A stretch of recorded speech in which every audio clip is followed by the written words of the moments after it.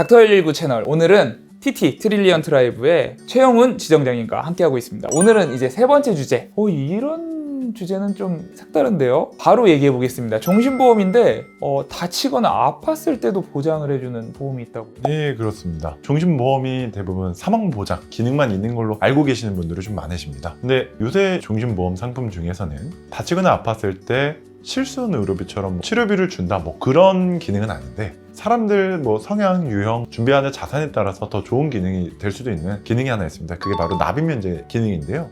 납입면제요? 납입면제라는 건 보험료를 납부를 하던 도중 사고가 발생하면 차후 납부를 해야 될 보험료를 면제시켜주는 기능입니다. 특정 조건이 부합되어야 되는 경우가 있는데요. 이 납입면제 기능이 발동이 된다면 제 또는 제2의 동일한 합산 장애 50%에 해당 시에 납입을 면제시켜줍니다. 그 면제된 이후에 정해진 기간 동안에 그대로 유지가 되는 보험입니다. 그래서 내가 원래 납부를 해야 될 돈이 5천만 원이다. 2,500만 원 정도를 낸 시점에 사고가 일어나든 어떤 조건이 발동이 돼서 납입이 면제되면 나머지 보험료를 면제가 됩니다. 그리고 그 면제가 된 이후부터 정해진 기간 동안에 이 보험을 쓸 수가 있는 거죠.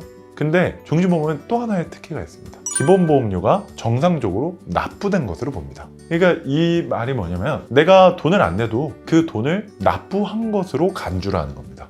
그럼 수령이 가능하다는? 수령이 가능하죠. 근데 이제 납입면제가 여러 가지 또 기능이 있잖아요. 어떤 기능이 있는지는 이제 알아야겠죠. 재해로 외부의 접촉으로 인해 내가 다쳤을 경우 장애 상태가 50%에 해당이 된다면 암, 뇌출혈, 급성심근경색 이런 중증 질환의 진단만 받게 돼도 납입을 면제시켜주고 면제된 금액은 납부한 것으로 간주를 합니다. 상당히 좋은 기능 중에 하나죠. 이게 실비 기능은 아니지만 특정 조건을 충족하면 그런 분들한테는 굉장히 합리적인 상품이 될 수도 있을 것 같아요. 되게 보험 상품으로 종신보험을 가입을 하면 중도에 해지를 하게 되면 원금 손실이 발생할 수 있습니다. 그 원금 손실이 일어날 수 있으니 장기적으로 납부하는 거에 대해 질병이나 재해나 이런 위험이 발생이 됐을 때 혹시라도 납부하지 못하면 손해를 보는 거 아니냐. 근데 그러한 경우까지도 효과적으로 대처가 가능할 수 있습니다. 예전에는 중증질환의 진단을 받게 되면 경제활동을 할 수가 없었기 때문에 수입은 없어지고 또 치료금으로 들어가는 금액 또한 있었기 때문에 해지를 하는 경우가 많았습니다. 근데 이제는 해지를 안 해도 된다는 얘기죠. 기간이니 납부가 다 완료된 걸로 알고 이제 그 상품에 대한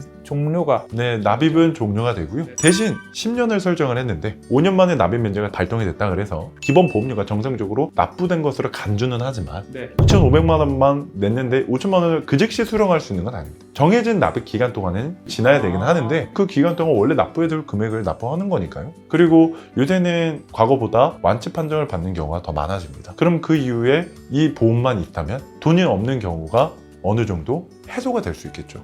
그렇기 때문에 이제는 질병 부분도 리스크 관리가 가능하다. 그래서 납입 기간이 길다 하더라도 혹시라도 이런 문제가 있지 않을까 두려움을 관리할 수 있는 보험이 출시가 됐다. 이렇게 볼 수 있을 것 같습니다. 이 얘기는 정말 저도 좀 처음 들어보는 얘기가. 되게 좀 솔깃하지 않습니까? 그렇죠. 네. 아무래도 이제 종신이라고 한다면 그냥 말 그대로 사망에 대한 부분만 보장해 주는구나 생각할 수 있는데 면제가 되는 상품도 있다. 그리고 대부분 가족에 있으신 분들이 준비를 하는 것 중에 하나가 증여잖아요. 근데 이제 모든 종신보험에 해당이 되는 기능인데 사전 증여와 사후 증여에 대한 개념입니다. 보험이 증여가 된다고요? 네네. 이게 무슨 얘기냐면요. 우리나라에서 현재 성인에게 증여를 하게 된다면 비과세 혜택을 볼 수 있는 건 10년 이내 5천만 원입니다. 5천만 원이 초과가 된다면 증여세가 붙게 됩니다. 그렇기 때문에 이 종신보험을 활용하게 되면 사전 증여라는 기능을 활용할 수 있는데 납입이 완료된 이후에 증여를 하게 되면 사후 증여로 들어가게 됩니다. 납입 기간 내에 증여를 하게 되면 사전 증여가 되는데요. 사후 증여나 사전 증여는 해지 환급금을 기준으로 증여의 금액을 간주합니다. 제가 지금 말씀드리는 종신보험의 환급률은 납입 기간 내에는 50%만 지급을 하게 됩니다. 예를 들어 원금을 1억을 넣었습니다. 환급률을 50%대는 5천만 원만 받게 되잖아요. 그 환급금을 기준으로 간주하기 때문에 5천만 원만 증여를 한 것으로 보는 거죠. 그래서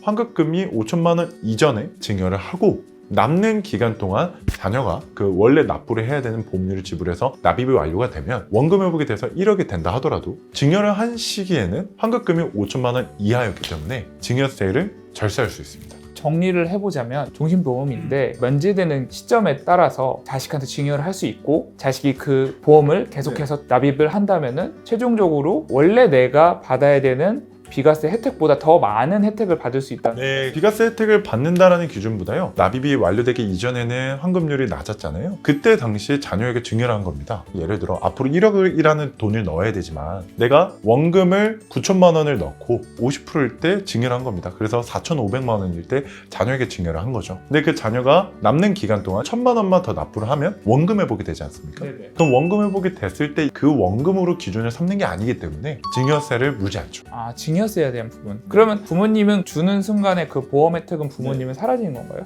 부모님에 대한 혜택을 이제 사라지게 됩니다. 그럼 증여에 대한 목적으로 이 상품을 활용하시는 분들도 계시겠어요? 증여에 대한 목적으로 활용하시는 분들이 많죠. 내가 납입 연수를 정하고 계획을 정한 다음에 원금 회복이 딱 되기 이전에 증여를 하게 되면 5천만 원 이상보다 더 많은 금액을 비과세로 증여를 할 수 있습니다. 아, 원장님들 이 상품에 대해서 아시는 분들도 계시겠지만 모르시는 분들도 계실 거예요. 제가 만나뵀던 분들 대부분이 많이 모르시더라고요. 아, 축하드립니다. 지금 굉장한 증여에 대한 혜택을 하나 언급해 주셨는데요. 물론 좀 더 자세한 얘기를 나눠봐야겠지만은 자식 증여에 대한 고민을 갖고 있는 원장님들이라면은 이 상품을 통해서 또 다른 증여에 대한 혜택을 보실 수 있는 것으로 확인됐습니다. 실제로 그러면은 이 상품에 대해서 그런 고액 소득자분들이나 전문 직종 분들이 좀 활용을 하고 계신가요? 실제로 활용을 많이 하고 있죠. 근데 대부분 잘 모르시는 분들은 많으세요. 아, 애초에 모르고 있다. 모르고 있기 때문에 활용을 못 하시는 분들도 있지만 알게 된다면 굳이 활용을 안 할 필요가 없는 거죠. 여기서 또 이제 유연하게 설계를 할 수 있는 부분이 내 명의로 하나의 보험만 가입을 할 수 있는 게 아니라 또 여러 개를 가입이 가능합니다. 그래서 내가 자녀가 2명, 3명이어도 각각 이렇게 설정을 할 수가 있습니다.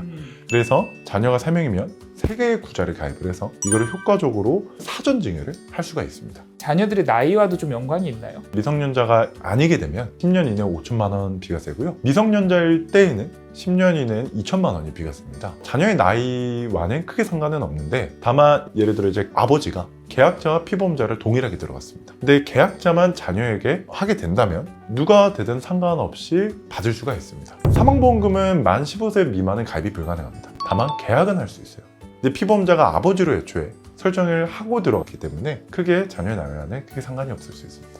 한마디로 증여 기획을 갖고 계시는 원장님들 그리고 전략적으로 잘 설정을 해서 증여를 하게 된다면 원금에 가까운 돈까지도 다 받고 증여세는 물지 않을 수도 있다. 네, 그렇습니다. 증여를 하는 시점이 또 중요하겠죠. 왜냐하면 첫 달부터 증여를 하게 되면 그 돈의 액수를 자녀가 부담할 수 있는 금액대가 아니기 때문에 증여를 할 때는 정확한 시기와 타이밍을 설계를 받고 자문을 받는 것이 중요할 것 같습니다. 그리고 증여를 한다는 건 가족이 있다는 얘기니까요. 그 가장한테 주어지는 사망보장이 든든하게 버팀목이 될 것 같습니다. 마지막 상품은 보장성도 보장성이지만은 증여에 대한 부분도 무시 못할 정도로 굉장히 중요한 좋은 상품을 언급해 주신 것 같아서 지금 보신 시청자분들께서 가장 꿀팁을 얻어갈 수 있는 모르시는 분들이 많아서 활용을 못 하셨던 건데 알게 되면 좀 많이 이용하시지 않을까 그렇게 생각을 하고 있습니다. 이 상품이 어떤 상품이다 궁금하신 시청자분들은 저희 최영훈 지점장님의 프로필에 연락 주시고요. 이상으로 3편 보험과 증여에 대한 얘기를 마치도록 하겠습니다. 함께 해주신 최영훈